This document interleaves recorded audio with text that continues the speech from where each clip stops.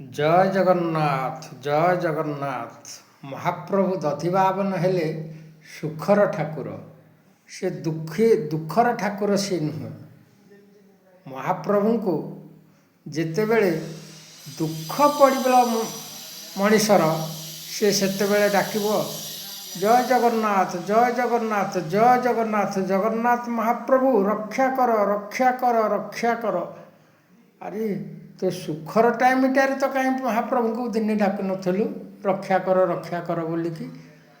ହଁ, ଲୋକ ଦେଖାଣିଆ ଜୟ ଜଗନ୍ନାଥ ଏମିତି କହିଦେବୁ। ଆଉ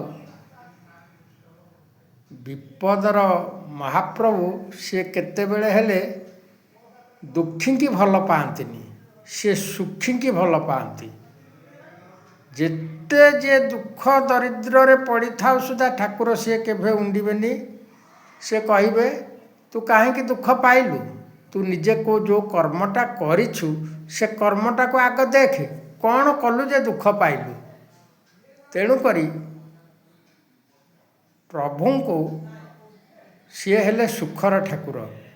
ତା ପାଖକୁ ସବୁ ନିଜ ଆତ୍ମାକୁ ସମର୍ପଣ କରିଦିଅ, ତାପରେ ଜାଣିବ ମହାପ୍ରଭୁ କିଭଳିଆ, ଠାକୁର କିଭଳିଆ।